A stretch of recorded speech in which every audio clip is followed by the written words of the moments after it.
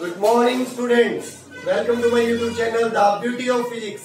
Myself Manoj Aneja, and today in this video, I am going to start a very important topic of mathematics, which is required in the physics, because mathematics is the language of physics. That's why we need three very important concepts of mathematics which are required in physics: differentiation, integration, vector calculus. तो ये और आपके syllabus में भी ये mention है ये topic. आप अगर सेकंड यूनिट काइनेमेटिक्स का chapter number 3 NCERT text book के according motion in straight line आप देखेंगे सिलेबस, तो वहां पर मेंशन है elementary concepts of differentiation and integration. वहां पर ये लाइन मेंशन है. तो डिफरेंशिएशन में इस वीडियो में कर रहा हूं, इंटीग्रेशन में नेक्स्ट वीडियो में कवर करूंगा. तो चलिए स्टार्ट करते हैं. देखते हैं डिफरेंशिएशन कॉन्सेप्ट की रिक्वायरमेंट किसलिए पड़ी, क्या होता है. मैं इक्वेशन लेता हूं, दो equations, y is equal to x और y is equal to x square. y is equal to x और y is equal to x square. Assign some values to x. Suppose x equal to 1. आप x का value assign करो. y की value क्या आ गई? 1. y की value क्या आ गई? 1 का square is 1. At x equal to 2. y is 2. 2 का square 4. y is 3. y is 1. Here it's clear that if I change the value of x, value of y also changes. यहाँ ये चीज clear है कि मैं जैसे ही मैं x को चेंज कर रहा हूँ, x की वैल्यू को चेंज कर रहा हूँ मैं, तो y की वैल्यू चेंज हो रही है. It means x is a variable and y is also a variable. ये चीज क्लियर हो गई because they can change, they are changing their values. Next thing, जब मैं x की वैल्यूज को बढ़ा रहा हूँ दोनों केस में 1 2 3, यहाँ पर y की वैल्यू क्या आई? 1 2 3, यहाँ आई 1 4 9. दोनों केस में जब मैं x की वैल्यू को बढ़ा रहा हूँ तो y की वैल्यू बढ़ रही है. Value y is increasing. चलिए एक मिनट रुक जाइए, इसको भी डिस्कस करते हैं. x की वैल्यू को मैं जब चेंज करता हूँ 1 2 3, वैल्यू पे y की वैल्यू यहाँ आती है 1 2 3, आती है 1 4 9. इट मींस जैसे ही मैं x को चेंज करूंगा y की वैल्यू चेंज हो रही है. दोनों केस में चेंज हो रही है. दोनों वेरिएबल्स हैं. तो x तो है independent variable, x is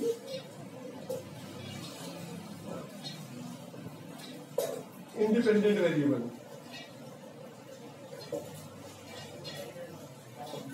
and y is dependent variable and y is, क्योंकि x को आप कोई भी वैल्यू असाइन कर सकते हो. You can assign any value to the x, but y को क्या वैल्यू असाइन होगी? It depends on the value assigned to x. ये इस पर निर्भर करेगा कि आपने x को क्या दिया. इससे मतलब y डिपेंड कर रहा है x पर. y को क्या वैल्यू मिलेगी ये डिपेंड कर रही है x पर. इससे मतलब x तो है independent and y is dependent and y is dependent. तो in both relations x is independent and y is dependent on x.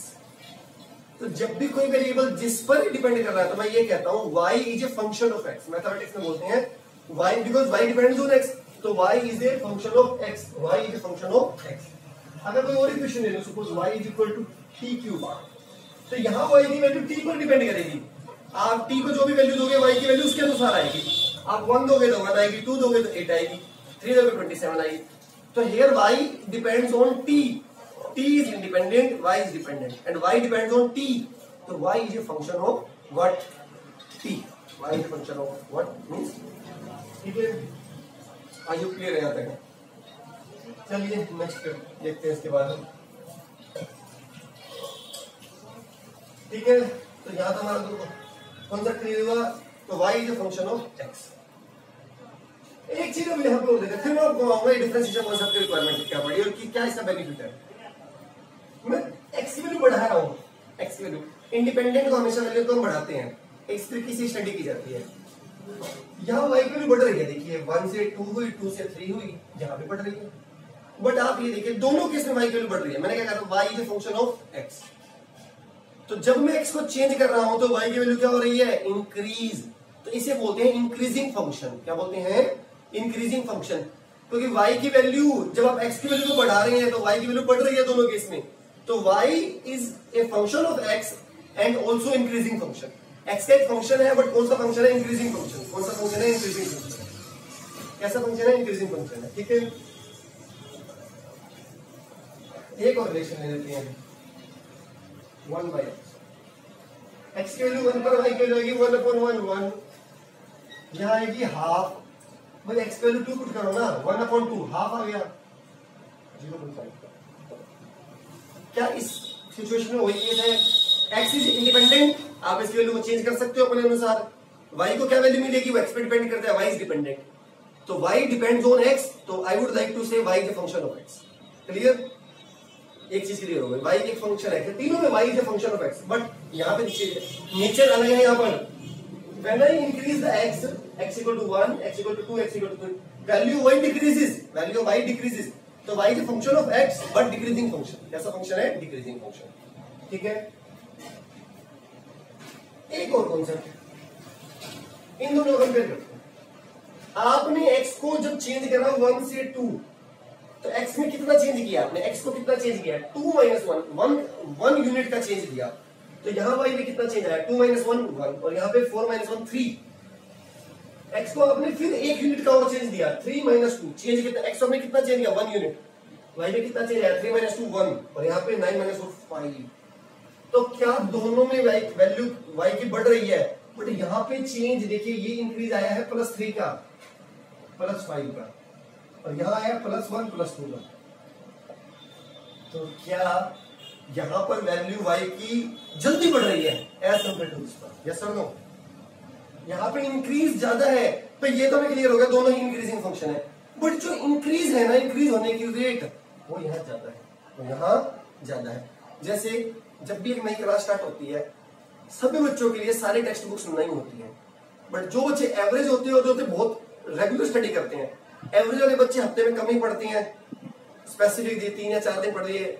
Intelligent बच्चे रोज घर जाकर पढ़ते हैं, मेहनत करते हैं, साल के एंड में दोनों की नॉलेज बढ़ती है, बट किसकी नॉलेज में ज्यादा इंक्रीज आया? वो इंटेलिजेंट की में आया, इसलिए उसकी मार्क्स ज्यादा। ठीक है, तो ये चीजें पता लगाने के लिए कि y जब x का फंक्शन है या किसी और वेरिएबल का फंक्शन है, तो उसकी वैल्यू वो इंक्रीजिंग फंक्शन होगा या डिक्रीजिंग होगा, एक बात, और इंक्रीजिंग होगा या डिक्रीजिंग होगा, कितनी जल्दी बढ़ेगा, ये पता लगाने के लिए कॉन्सेप्ट डाला गया डिफरेंशिएशन का। इसका कॉन्सेप्ट डाला गया DEIFFIENTI, differentiation of a function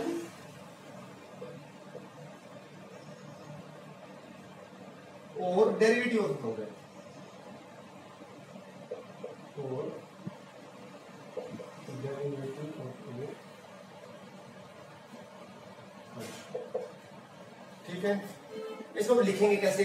ये तो वर्डिंग हो गया। कौन फंक्शन है? y है, किसका है? x का।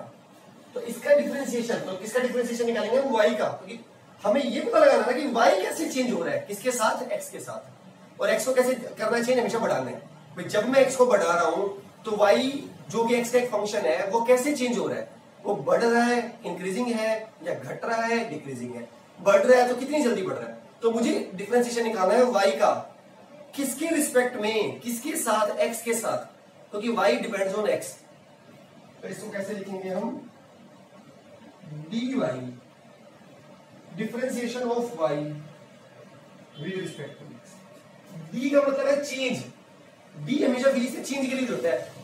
इसको ऐसे भी कुछ लोग पढ़ते हैं, चेंज इन y, dy मतलब change in y with respect to x। y में चेंज x के साथ, y में चेंज x के साथ कैसे आया? और इसे कुछ लोग ऐसे भी पढ़ते हैं, y में चेंज x के साथ। इसे कुछ लोग ये भी बताते हैं, ये भी बिल्कुल सही है, रेट ऑफ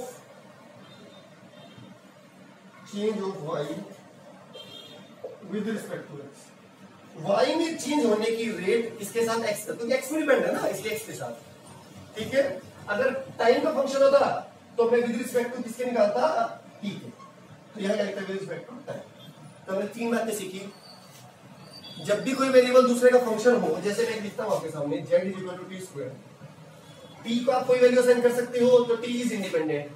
z को क्या वैल्यू मिलेगी वो t पे डिपेंड करता है, z इज डिपेंडेंट। दो बातें चाहिए, z t पे डिपेंड कर रहा है, तो मैं क्या कहूंगा? z is a function of time, z is a function of time. अब मैं इंटरेस्टेड हूं, जब मैं टाइम को बढ़ाऊंगा z की वैल्यू बढ़ेगी, मतलब इंक्रीजिंग फंक्शन बनेगा या डिक्रीजिंग बनेगा, और इंक्रीजिंग या डिक्रीजिंग जैसा भी होगा, कितनी जल्दी बढ़ेगा, कितनी जल्दी घटेगा। तो मुझे कॉन्सेप्ट चाहिए डिफरेंशिएशन का। किसका डेरिवेटिव निकालना है? डिफरेंशिएशन बोलो या डेरिवेटिव बोलो, एक ही बात है। ऑफ फंक्शन, फंक्शन कौन है? जेड। किसका डिफरेंशिएशन निकालना है? जेड का। अब यह किसके रिस्पेक्ट में निकाल देंगे हम? टाइम के। तो क्या कहेंगे इसे? Differentiation of z with respect to time, या derivative of z with respect to time, या change in z with respect to t, या rate of change of z with respect to time. ये चारों बात एक। ठीक है, अब कुछ स्टैंडर्ड डेरिवेटिव में लिख रहा हूं, आपको याद होने चाहिए, आपको याद होने चाहिए। कुछ स्टैंडर्ड डेरिवेटिव में लिख रहा हूं।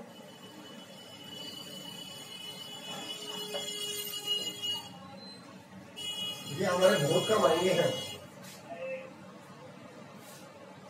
y is constant c, y is constant c, कुछ कॉन्स्टेंट है y की वैल्यू 2 हो सकती है, 3 हो सकती है। अगर कुछ कॉन्स्टेंट हो गई तो इसका x पे डिपेंड नहीं कर रही, x पे डिपेंड नहीं कर रही, तो जब मैं y में क्या चेंज आएगा? Nothing, zero. तो कॉन्स्टेंट का रिप्रेजेंटेशन ये आपको याद करने हैं। First formula c into u, u आगे फर्दर x पे डिपेंड करता है। तो dy बाई dx कैसे निकालेंगे हम? c को रखेंगे बाहर, du by dx।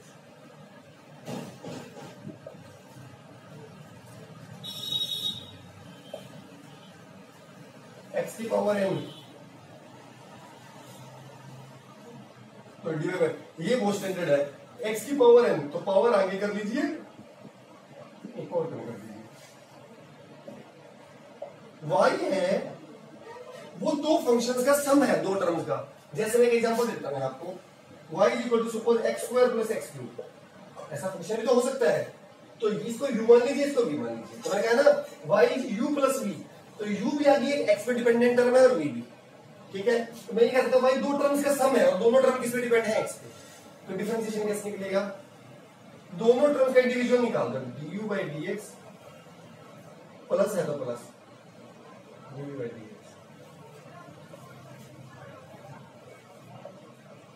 u into v।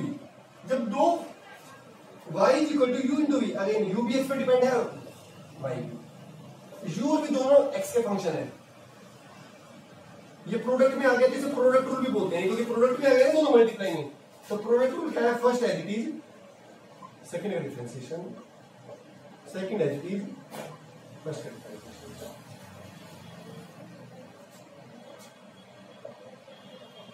u upon v, दो फंक्शन की division u upon v। y क्या है? दो फंक्शंस की डिवीजन है u अपॉन v। तो कैसे? सेकंड का होल स्क्वायर, ये याद रखना आपको, सेकंड का square, second as it is, first का differentiation, first as it is, यहां माइनस आएगा बीच सेकंड का डिफरेंशिएशन। ठीक है,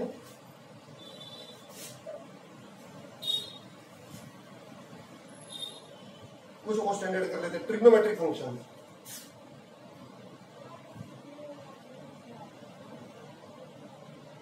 y is equal to sine x, तो डेरिवेटिव क्या आएगा? क्या आएगा? y is equal to cos x, derivative क्या आएगा? Minus sine x। क्या आएगा? Minus sine x। 10x याद रखने, आपको सारे याद करने हैं। मैथ्स में का प्रूफ भी आता है, बट बायोलॉजी वाले भी फिजिक्स पढ़ते हैं, इसलिए तो मैं डायरेक्ट रिजल्ट्स लिख रहा हूं ताकि हमारे फिजिक्स में काम हो जाए। जो भी सी फैमिली है ना, कॉस, कोसेकेंट, कॉटन में माइनस आएगा। हाँ, cosecant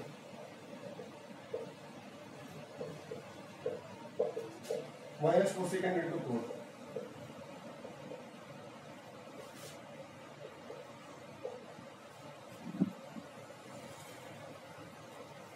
secant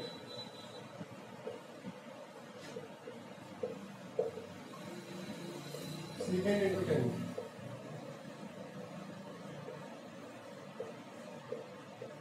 cot minus cosecant square,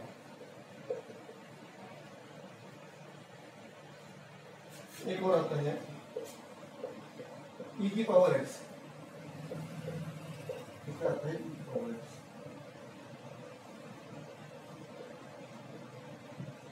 log base x